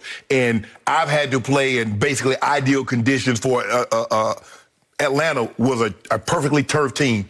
The Seattle have to go outdoors. He said, I want somebody to come to Green Bay when it's 20 degrees and it's freezing. I want the advantage. That's the purpose of me playing. He got what he wanted, Skip. You can't ask for a better situation. It's kind of like if I'm an actor, Skip, and you give me an actor, you give me the perfect script. There's no reason I shouldn't be able to get an award for this one. Except the script includes the GOAT coming in. Don't worry about it. I don't care who the actor I'm up against. You give me the perfect script, and I got it. This is the perfect script. This is it. This is this is Denzel Lonzo in Training Day. That's what this is, Skip Bayless. What's your favorite? You like Brando. You like Brando. Okay? Who's your favorite actor? I like Training Day. I'll take Training Day. Thank you. He was unbelievable. So if you get some guys are just made for certain roles. This is it, Skip. You know, we can give you X and O. They take care of the football. Mike, you understand this. Turnovers going to play a huge part. Who gets protected the best? But sometimes it just comes down to who won it? Who going to make the play? What team going to make the play, Skip? Sometimes it just comes down to that. I agree. So before I launch, back to Michael Vick. Michael, did you suggest if somehow Brady wins this Sunday and wins the Super Bowl, that he would then call it a career and walk into the sunset? Absolutely. I think it'll be something that be resurrected, that Tom probably don't want to deal with in terms of retirement. It's a 2-year deal, $50 million, which means he's coming back for another season, which is why I understand. And I think that Tom is just having such a good year and having so much fun, even though it's a little turmoil in between. He wants to come back for that next year. If he wins the Super Bowl this year, that'll be 7. And he'll be 4. And, the question will be, is it worth him coming back? And I just don't think we need that. Like I said earlier, we need that entertainment from Tom. And I'm not ready for him to go yet. If he wins the Super Bowl this year, I think he'll be forced into that action. I don't. I think he'd say. I think he'd be more determined than ever to come back. Huh? Yeah. I think he'd be more determined than ever to come back. And it's not about the money. He and Giselle, they got some money. They're good on the money. Yeah. Oh, yeah, they full up. Okay. They full up. So, Michael, there's one man in sports I don't bet against. When the chips get pushed to the middle of the table, it's Thomas Edward Patrick Brady Jr. And I love him even more in this game because all the pressure, as you guys just laid out, it's all on the home quarterback because he got his dream come true. He's got Lambeau, middle of January. There are going to be at least snow showers in the morning. There'll be some snow in and around the edges of the field. And he says he's as healthy as he's ever been. This is his moment, his time. He hasn't won a Super Bowl or been to a Super Bowl in 10 years, and that was his one and only. It's all on Aaron Rodgers. Meanwhile, Brady has brought the sucking ears to a boil right on time. They're playing by far their best football at the worst possible moment for Aaron Rodgers to realize his dream coming true. And I remind everybody, it's going to come down to which quarterback gets protected. Brady obviously has to be protected. Mm-hmm. What's been happening for 6 weeks? His offensive line has been flawless. At New Orleans, I didn't even know that Cam Jordan played in the game. Oniata, and obviously Trey Hendrickson had a neck problem, but they were just nowhere to be seen after they had terrorized Tom at Tampa Bay back in that night game and terrorized him on opening day at New Orleans. That offensive line has gelled and come of age right before your very eyes. They don't even give up pressures anymore. Mm-hmm. So are you telling me that all of a sudden Green Bay's going to rise and shine and terrorize him at Lambeau? Well, first the thing they got brothers. Well, they got to stop the run first because if you look at the last 6 weeks, they've been able to run the football a little better than what they have in the past, and so that's opened up the play action, which has also allowed Tom Brady an extra couple of seconds to throw the football. So you got to shut off the run first. You got to make him one-dimensional. If you leave them the option, and that's what New Orleans started doing, Skip. They gave him a two-way go. They rushed. They looked because the first time it was the last game they played them, 5 rush attempts. Now look where they went to. But this is all new. It came the last month. Go ahead, Michael. I mean, you look at the Green Bay Packers defense on all 3 levels. It's just structure everywhere. And we questioned, could they stop the run early in the season? And I think they got better at that. The linebackers, they're not household names, but they sturdy guys who, they hold down the fort. And then I think, the best part of that defense is the secondary, from safety to corners. And these guys are gelling and playing together. So when I said earlier the most complete team, I said it because offensively and defensively, they're connected and gelling. Okay, but I thought New Orleans had at least as good a secondary, right? It's close. They don't have the big. They don't have a Jair Alexander. But let me know what, Skip. I don't know. You know what could be a major factor? And Tampa's been slacking on this a lot. Special teams. You see, New Orleans took advantage of it, had great field position, ran one back, got it called back. Okay, now you're having to reach for special teams for an edge. I'll tell you, one of my biggest fears when I played was playing against 2 dominant pass rushers. I can deal with one, whether he's the front side or back side. But when you got 2, that means you're relying on both of your tackles to be sturdy. You're relying on those guys to be solid for 4 quarters, and it's just not easy when you got the best of the best going head-to-head. I just say that. Okay, but Michael, JPP, Shaq Barrett, Devin White, who's turning into a superstar right before your very eyes and is their best pass rusher. Tampa might have 3. And I didn't even mention Sue, who can get loose up the middle. Green Bay's offensive line has been unbelievable the last month. Except they lost the left tackle, who's the best in football, Bakhtiari. But even then, you watch them last week, Skip, they did a number on the Rams. They did, but again, it was because Aaron Donald just couldn't go. Well, y'all don't have an Aaron Donald. Well, who does? Exactly. According to you, according to most people, he's the best who ever played the position. He's the best they see it currently. But his front 7 is decent.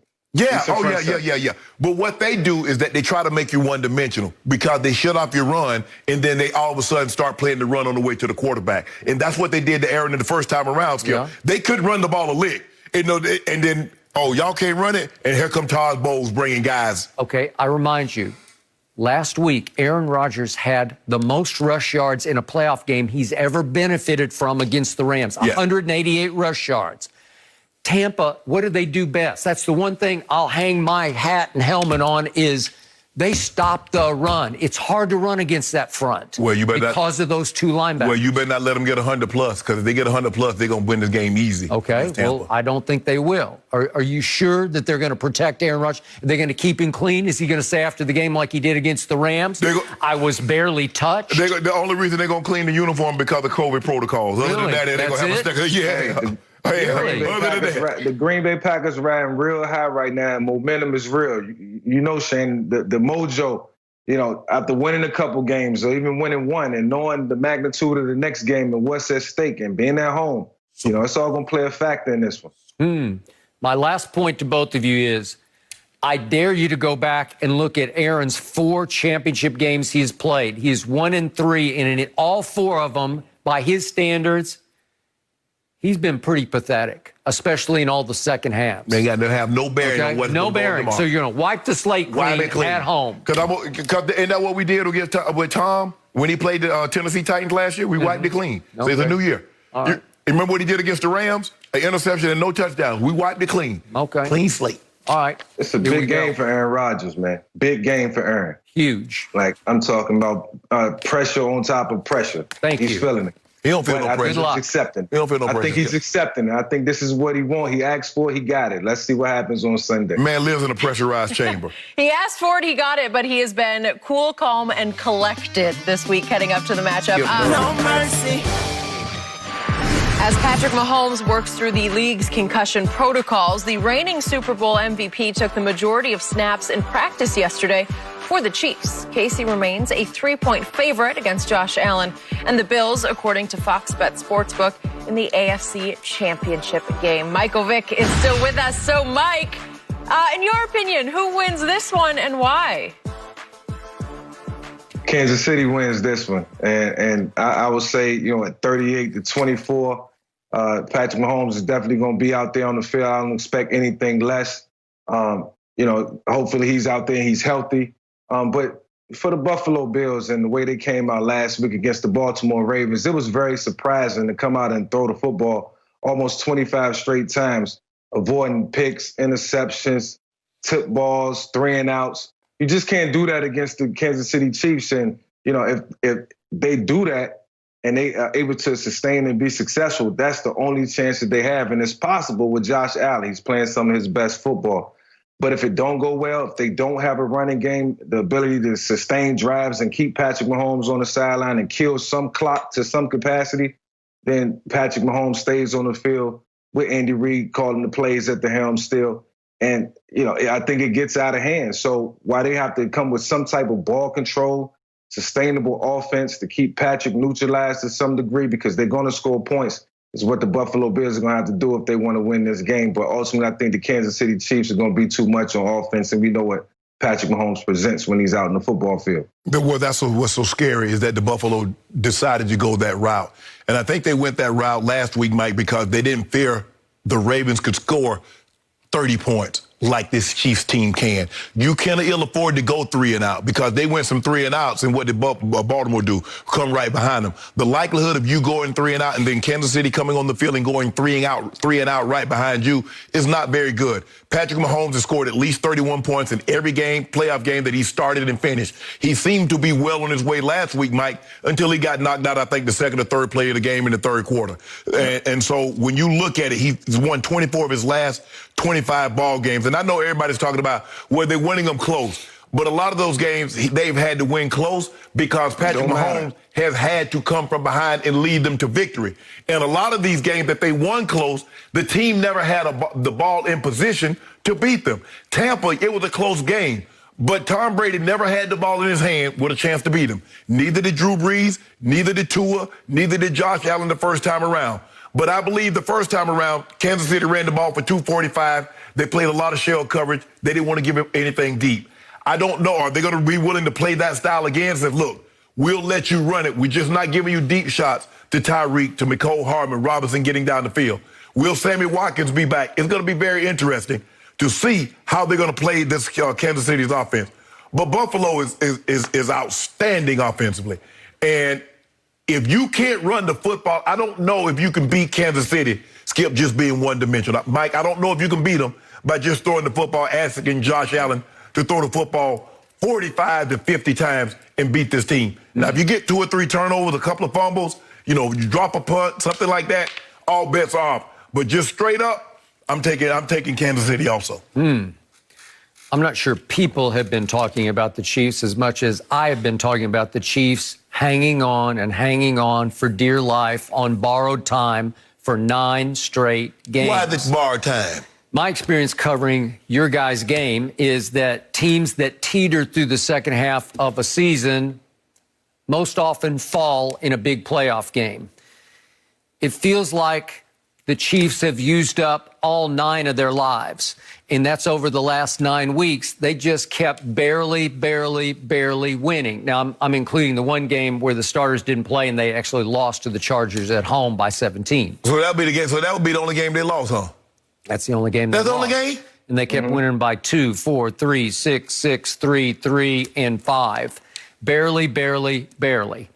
And it feels like that the borrowed time is about to run out. And I'm going to remind both of you, last year it almost ran out a couple of times in their first 2 playoff games. They fell hopelessly behind to the Texans and hopelessly behind, it seemed, to Derrick Henry's Titans and went and got at home. And went and got both of them. And then they fell hopelessly behind the 49ers in the Super Bowl. They're down 20-10 late third. Mahomes throws a terrible interception. Down 20-10 early fourth. Mahomes throws an even worse interception. And they still came back and got them. Wanted to keep you interested. Because he knows if he don't throw those interceptions, the game about to get out of hand and you're going to go click, start watching something else. So he kept you interested. This game is too hard to win in the first place to keep doing it the way they do it by barely clinging, holding on for dear life. Meanwhile, the Buffalo Bills, the team I said before the year was my dark horse to win the AFC, should have won 12 straight games. 12 straight games, very quietly, almost doing it in those shadows up there in winter time in Buffalo. And they should have won the game at Arizona because Josh Allen hit Stephon Diggs with the game-winning score with 34 seconds left to put them up 30-26. And then, boom, the Hail Murray happened at the buzzer to beat them with a 43-yard pass to DeAndre. Okay, it took that to keep them from going 12 for their last 12. Their point differential in winning those games is 155 plus point. They're plus 155. Kansas City over its last 9 is plus 15. But Skip, look who Kansas City's beating. They're beating Tampa in the playoff. They beat the Saints in the playoff. Miami went 10-6. They're not beating slouches.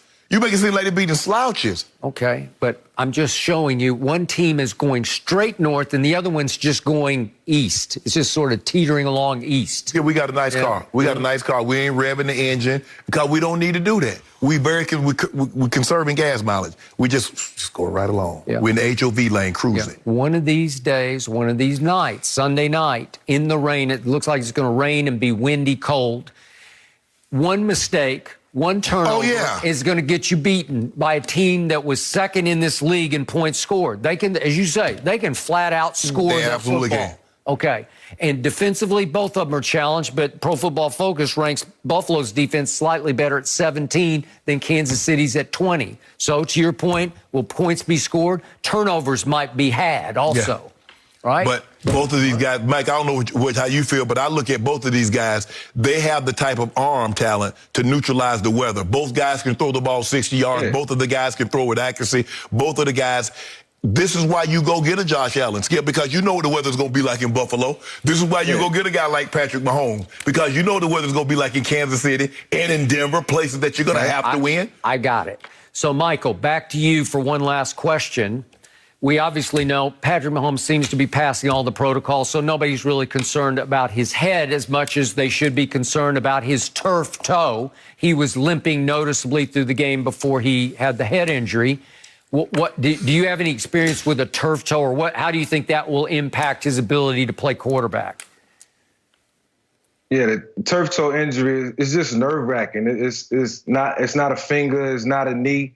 You know, it's one of the most important parts of your body when it comes to dropping back, pushing in the pocket, getting outside of the pocket. Those maneuvers, you need that strength, in your toe. And I've been through that before, and I was a running quarterback, and it was just nerve-wracking throughout the entire course of the game. One thing for Patrick, he's going to have to get a lot of treatment leading up to that. And like I say, health is going to be an issue for Patrick in this game. Got to keep him upright, got to keep him protected. And most importantly, he got to be smart about his play. If he can go, he can go. If not, then he got to let Henny get out there and see what he can do. Henny saw his last play. You know, I hurt his foot. Put it in Cleveland. He hurt his foot. Put it in Baker. Really? Wow. Yeah, Chubb, come here. That's how he hurt his toe. Yeah, he was perfectly fine coming into the game. Yeah. And then he started putting foots in him and hurt him so hard. He got woozy, right? But guess what? He gonna put that foot in somebody else too. Is he? Yeah. All I know is that Fox Bet and all the gambling sites say the Super Bowl MVP favorite is who, Skip? Well, that's duh. I give you one guess. Yeah. It should be Thomas Edwards. It ain't him. Yeah. He in the third slot. Okay. It's gonna be an exciting weekend, I tell you that. Yes, it will. It's a shame that these quarterbacks, somebody got to lose, man. But look, it is what it is. No, it ain't. It is great somebody got to lose. And I make sure I'm coming in here with my new outfit on Monday. You know where I'm coming from with that. Okay, we'll wait and see how these games end up, Shannon, before you plan your outfits. Mike, we appreciate your time. We also look forward to seeing you on Fox NFL Kickoff and then hosting the NFC Championship watch party as well on Sunday. So that should be very fun. We'll check in with you soon. No mercy. Well, guys, unfortunately, I have some sad news to report today. Hall of Famer and former home run king Hank Aaron has died at the age of 86 this morning. Aaron accumulated 755 home runs during his 23-year career, as well as an MVP and World Series title. So, Shannon, what did Hank Aaron mean to you?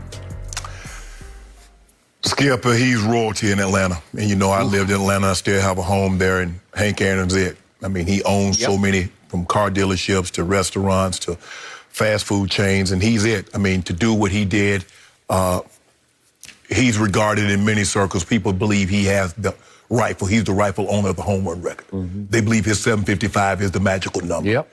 And for him to play as long as he did, Skip, as well as he did, I think he hit 40-plus home runs at 39 years of age, hit the most home runs of his career at 37 years of age, had 30 home runs at least 15 times, and coming up when he came up when he did it.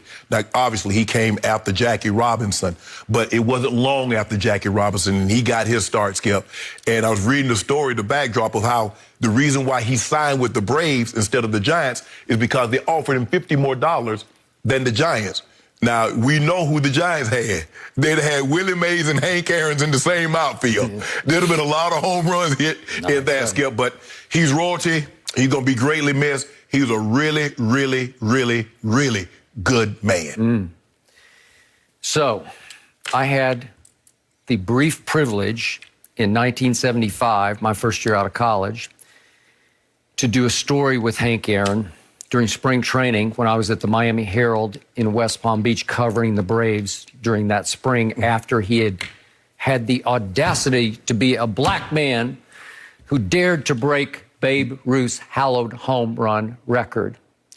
The racist fallout that man had to endure over those months was never quite chronicled correctly because I couldn't get Hank to open up to me, a member of the white press, that he so distrusted, and I don't blame him a bit because that was a time when he should have. Right. Because I think there are many members of the media who were offended that he would dare to break Babe Ruth's record. So I did get his teammates to open up, starting with the great Ralph Garr. Do you remember Ralph Garr? About what Hank had been through. And it moved me, and at least I was in his presence in that clubhouse at Municipal Stadium in West Palm Beach. He was a good man. And he was a great player. And don't forget, he was a great defensive player, too, because he won 3 Gold Gloves. He did. Yep. And then the thing is, Skip, and that's what's so sad about it, because the Rodgers, Skip, he wasn't a unanimous selection to the Baseball Hall of Fame. Really? The guy got the most home runs. He got the most RBIs, the most extra base hits, and he can't be unanimous. Well, who can? I mean, obviously, since then, we know Mo Rivera's been. Somebody left Ken Griffey Jr. completely off their ballot, but this is ridiculous. It's ridiculous. But, and you, like you said, but he did some of it, Skip. I think they did a 30 for 30 on him or something, and he shared some of the letters that he received later in life. Yeah. He was able to open up and do it, but God rest his soul. Yep. Thank you guys for sharing your thoughts. I like this quote from Hank Aaron, just to end with this. My motto was always to keep swinging, whether I was in a slump or feeling badly or having trouble off the field. The only thing to do was just keep swinging. So R.I.P. Hank Aaron, we appreciate your words, guys. And next up, I'm going to get back to what I said we discussed. Conor McGregor, who always has plenty to talk about. He is still looking for a rematch with Khabib, despite Khabib retiring after his last fight. During the UFC 257 media session this week, Conor said, quote, "The world knows this fight is not over. This war is not over. The sport needs it to happen. The people need it to happen." Khabib, of course, defeated Conor by submission in October of 2018 when they first fought. It feels like a while ago at this point, but Shannon, will we ever see the rematch between Conor and Khabib? I don't know, Pete. Conor wants it to happen. Conor wants to avenge, because this is what Conor does. When Conor loses, he likes to go back and fight and to avenge that. So, yeah, you beat me, but I came back and beat you. Right now, Khabib has not given him that opportunity to avenge that loss, Skip. For me, I don't, look, the question is what motivates Khabib? If he's motivated by money, because this thing will do astronomical numbers. Just astronomical. He'll call all-time. Yes, it'll be the biggest fight. It'll be the biggest fight in UFC history. Well, then, I don't, because it's not going to be a live gate, Skip, because they're going to want this fight to happen sometime in, say, the next 6 months. And so you're probably going to have to do it on Fight Island, and Dana White's done a great job of having that. So you're not going to do the $17 to $20 million live gate, but the pay-per-view buys will do huge numbers. I don't see it changing, because I still look at Conor as a one-dimensional fighter. He's a stand-up fighter. And if you stand up, more times than not, he's going to get you up out of there.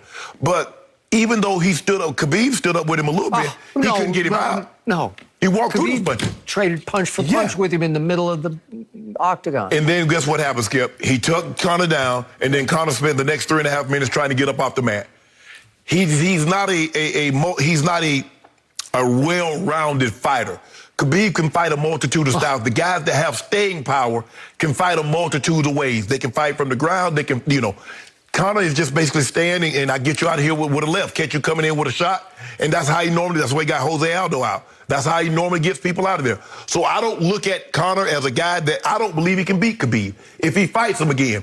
The question is, does this fight motivate Khabib enough to get back into the ring? I don't think he's motivated by money. But so how is Dana going to coax him? He said for his 30th fight, he wanted George St. Pierre.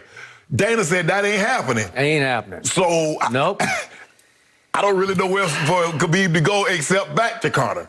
Maybe I should amend what I said about Tom Brady. There are actually 2 men in sports I don't bet against, and the other is Dana White. Dana White because he gets what he wants. He does. And he rules with the most iron fist of all. He controls this sport. And if he wants this to happen, in the end, you figure it'll just happen. But what do we know about Khabib? A man of the fiercest principle. He lost his fate. He lost his father last July, and his mother has made it clear she does not want him to fight again. Right. Conor McGregor not only insulted this man's religion before their fight, but this man's wife, publicly insulted both. And he took it extremely personally, and he went and took it out on Conor. And it was close to Conor not being able to walk out of the ring. And so one reason, maybe the biggest reason people would buy the rematch is to see if Conor could literally live to tell about it. Could he escape the ring alive? Right. Because this man is serious business. He for real. He can choke you out. He has made it clear against some of his opponents that he let them off, like he let them live, right? So, to me, I love Conor because he's the greatest showman in sports. He is. He was again yesterday. But, again, will I buy his fight tomorrow night against Dustin Poirier, who he already eliminated in a minute and 46 seconds back in 2014, just pummeled him right into submission? Yep, I'll buy it. And yet, what did he do to little Dustin Poirier? He called him a quiet little hillbilly before that fight. And Poirier has admitted he intimidated me. He just overwhelmed me. Right. So will it be more of a competitive battle? Probably it will, but I expect Conor to win it. Now Conor's saying, I want to fight once a month, building up toward Khabib, which would probably be if it happens next fall. Right. Do I want to see it? Yes. I don't know. I don't know if he can fight like. I don't know if he can fight like that unless he's getting people up out of there. But if you can't, that's not a sport like the old boxers used to fight. Skip every. They used to fight like 5 or 6 times a year. No, really. You can't fight. Not in that sport, Skip. It's too taxing. It's too grueling. But when I look at Conor reminds you a lot of Ronda Rousey. He's one-dimensional, Skip. He doesn't do anything. If he can't get you out there on his feet, that's it. This guy right here, he got a big old toolbox. He has a lot of tools in that box, and he can do it a lot of different ways. I don't see the outcome being different. Would I watch it? Absolutely, I'm going to watch it. Yeah, but I believe the outcome will be very similar because, like I said, I don't believe he's gotten better. What's his conditioning going to be like? Because that's what they do, Skip. They get him late, get him into the deeper rounds. They drag him out there to the water, knowing he can't swim, and they drown him. That's what happened with Mayweather. Mayweather let him get to the deep rounds, Skip, and he was just out of gas. This kid let him get to the deep round. What, round 4? Choked him out. And he wasn't too anxious to let him go. The ref had to tap him separate. No, I'm saying he wanted to literally end it. Yes. Right? Yeah, when that man is that devout, when you find people that devout about their faith. I agree. And you insult the man's wife. Well, you whatever you get, you deserve. I agree. So I will give Conor this going into this fight. From all I've read, he has really recommitted to conditioning. He's gone to Portugal with this new group, and it sounds like his cardio is supreme. He said he was overtraining, and he said, they would do this, and then he's like, I feel great, and he started doing other things. They're like, no, we're done. We come back tomorrow. So we'll see. I'm gonna watch, see what he got in store. But Khabib is a different animal, Skip. Agreed. No mercy. Green Bay, it gets scary, Halloween day, scream face, Bloody Mary, secondary, Jordan, mean face, A-Ride got them all side, free play, that's a cheesecake, on a hot plate, Hail Mary, Aaron to Devontae, green boogers, yellow as canaries, Eliante, got me shining great, I just hit you boys with the Rodgers rate, came up with the pack, I done well with the pack, Aaron Rodgers in the trap, once a packer, always a packer, like Shakur, call me Tupac, I'm green and yellow. I'm green and yellow. So good. Just gave me chills. That was Lil Wayne's hype song for the Packers that came out last Friday. Wayne is now joining us before he does head to Green Bay, of course, to be at the game. Wayne, thank you for joining us. Now, I know you were with the players, so what was the reaction to the song? Man, elation. Just the fella, they couldn't believe it. And, I love that reaction. I love to do what I do. It was like a exam for me. They asked me to do it. I was so happy to do it. I did it within probably 3 seconds, but then I didn't like what I did, so it took me 3 days after that. And then when I gave him what I gave him, Coach said he loved it. He was like, I know the team gonna love it. I still was biting my fingers. But once Zadarius, I know Zadarius hit me, he went crazy. Zadarius couldn't talk. What I know is Zadarius can't talk. Somebody from the South, they just keep saying, boy, when they can't get the sentence out. You know what I mean? Yeah. Okay, so let's get to it. Right here, right now, as you are preparing to fly once again up to Green Bay for this game, scale of 1 to 10, with 10 being the utmost, what is your confidence level on Aaron Rodgers beating Tom Brady? 10,000. Because? Simply because he's Aaron. And I mean, time's time is awesome. Time's time is awesome. And the reason why time is time is about to be the reason why Aaron is about to make you understand the reason why. You know, I mean, he got to go through, he got to do what he got to do. We only have one, Skip. We got to get another one. We got to get another one just to even be in the conversation. We're trying to be in the conversation, Skip. That's all. You're talking That's about the GOAT conversation, right?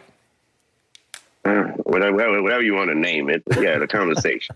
The great conversation. You know, the greatest of the great. So in order for him to take that mantle, he's going to have to go through the guy that currently holds that title. He's going to have to go through him. He didn't have to, you know, before this game to ask the question, it wouldn't be he would have to go through him, but it lined up that way. So perfect. Yeah, so we go through him. But in order to be in, we're going to have to go through whoever ends up in that Super Bowl. That's what we're going to have to go through. Most likely Kansas City.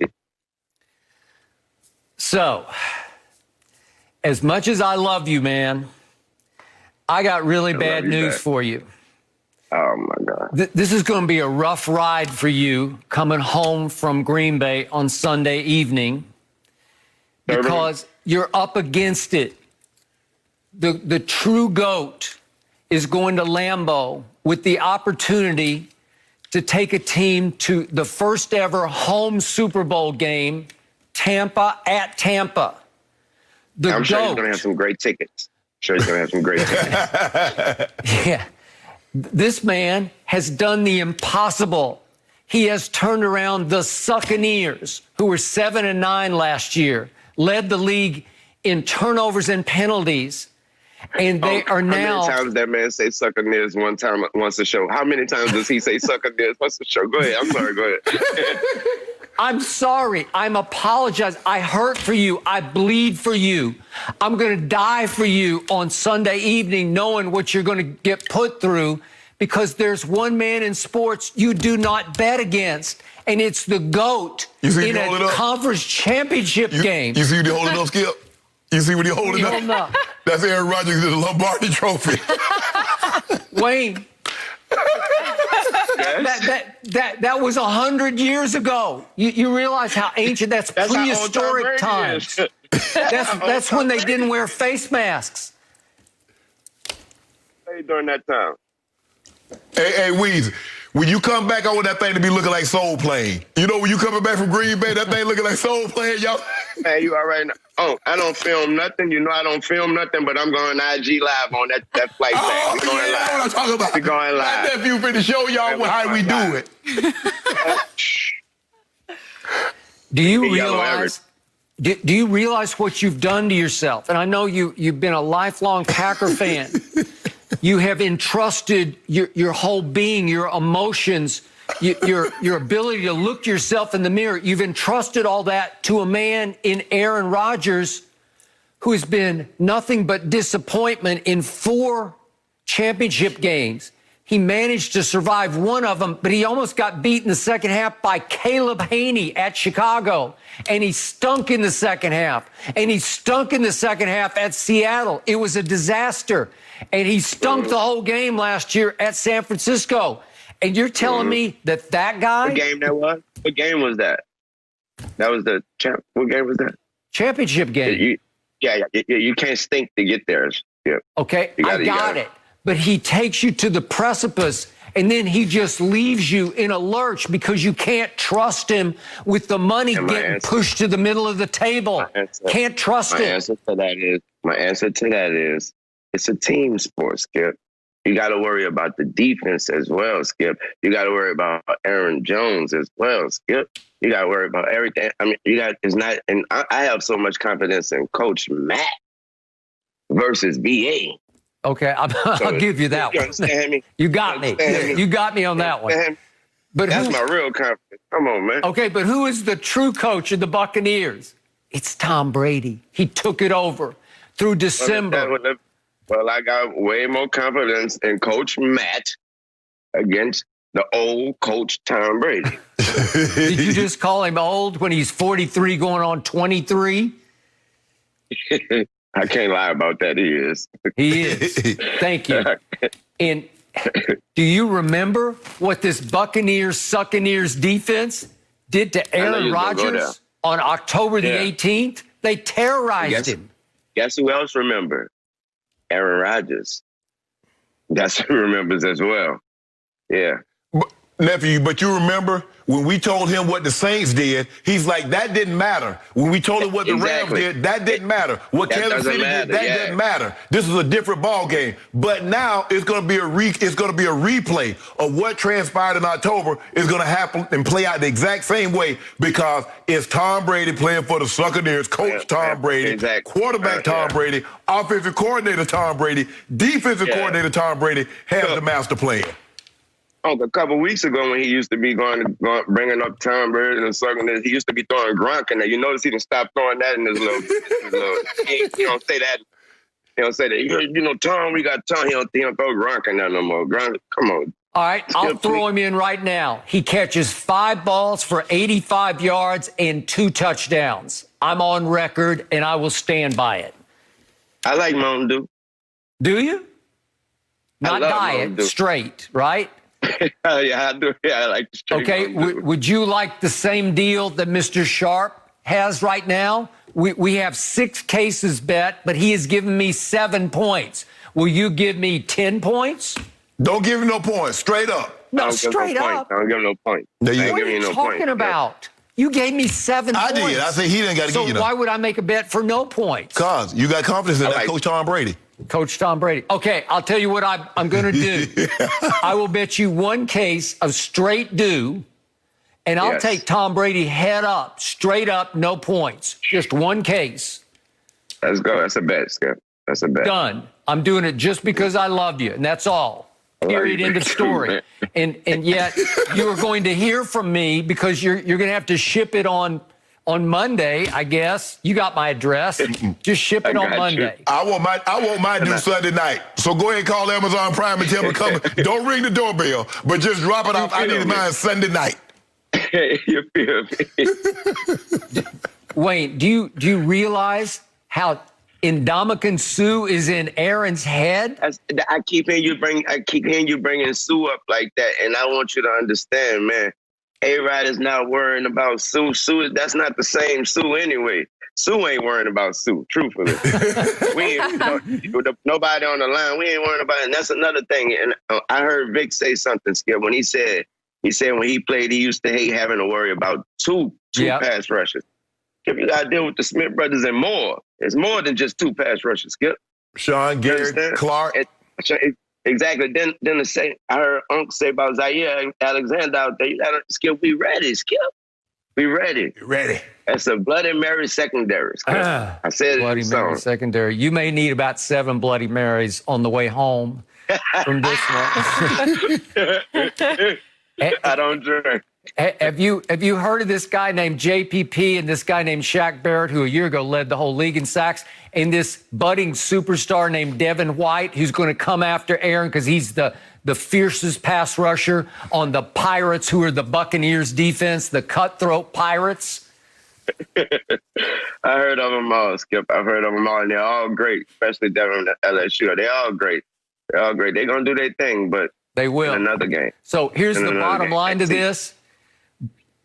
My guy, the GOAT, is going to hit you with the Brady rate in this game. Not the Rodgers rate. This is going to be the Brady rate. Easy. That's the Brady. Hold on now. That might be expensive. You know, that man got some money. Hold on. Yeah. Hold on. So I take care of it. So what insurance company he go to endorse? You know, Rodgers got State Farm. Baker got Progressive. What he do all state. He's got his own. Okay, I'm about to tell you exactly what he need life insurance to get him to that age. That's insurance he going. That's what he gonna need. Okay, that's all I need. That life alert button. That life alert. We about to do the first like your name it. That's what he about to start doing. I will be there Sunday night to comfort you on your way home. I'll be on the phone. I will text you my condolences. I feel for you, but at least you got this far. At least you had Green and Yellow. You had one of the great hype song, the greatest hype song ever written. It is pure genius, and it lived its life for 2 weeks actually, and then that's it. It goes away, but it's okay. It will be remembered forever. I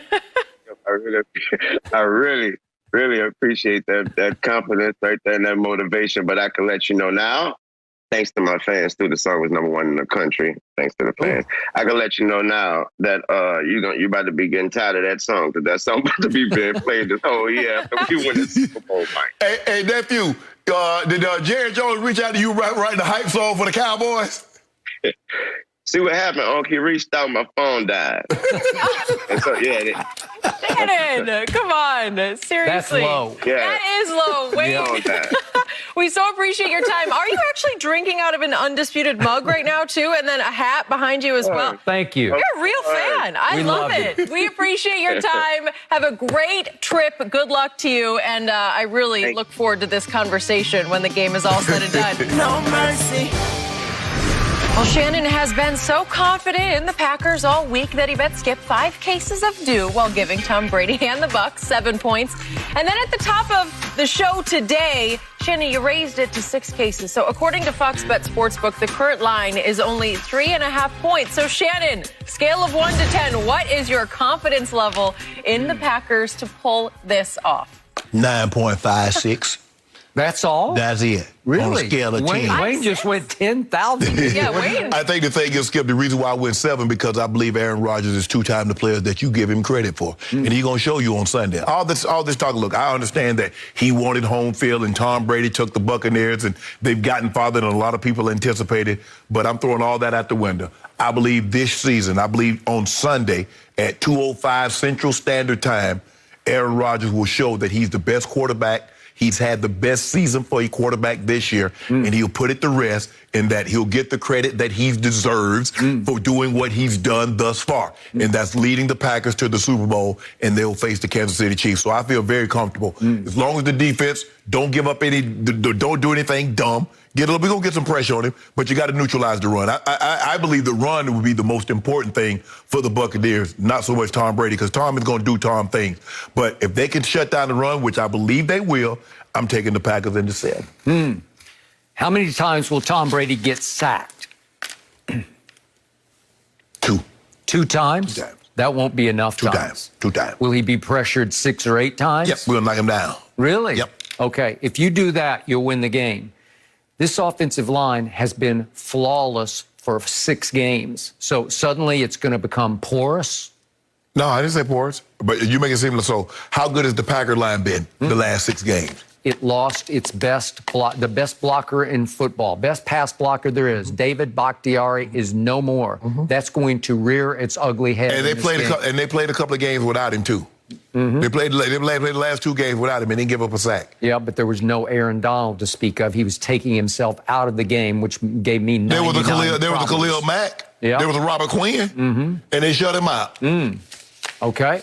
So I hear anxiety in your voice because your worst nightmare would be Tom Brady at age 43 in the Super Bowl. No, my worst nightmare would be Tom Brady in the Super Bowl against Buffalo. Tom Brady in the Super Bowl against Kansas City, that's going to be easy. But I don't even worry about that. Actually, Tom Brady being in the Super Bowl hasn't really crossed my mind because he's not going to the Bucs stops here. Well, I want to thank you as we wind down the show for all the motivation you have provided the alter ego I call Psycho Tom all year long, because you have written him off and written him off and written him off again. Actually, for 4 straight years on this show, you have said, that's it, he needs to go home and stay home. Can I ask you a question? Have you provided Aaron Rodgers any motivation? Because you said Pro Football Focus said he was this ready quarterback and that he had a down year. And they felt Green Bay was so upset with Aaron Rodgers and they thought he was declining so much, they took a quarterback in the first round and they traded up to get him. Is that any motivation? I didn't need to provide motivation. His team did by drafting up into the first round to take Jordan Love to replace him. And you said you understood why, because Aaron Rodgers wasn't the same Aaron Rodgers before. That's what you said. No, I'm just going by the numbers. They had declined for 4 straight years in completion percentage. and QBR. All 4 straight years, but down. And he said, until this year, he bounced back, and he wins comeback player of the year. I give you that. And you said, he was down. So last year, he was 26-4, 26 touchdowns, 4 picks. He said, I'm going to one-up you. I'm going to go 48-5. I think he provided the motivation. I think the Packers, I think there's a lot of people that provided motivation for Aaron Rodgers. Last time we saw Aaron in a championship game was at San Francisco, and he threw 2 picks and lost a fumble. He actually fumbled 3 times and lost 1. Okay, well, hey. Yeah. And I think we'll see more of the same. I don't think so, Skip. I don't really see it like that. Your confidence level is about a 6. 9.56. Here, yeah, and Wayne's at 10,000. Shoot, you're a little bit different there. No mercy.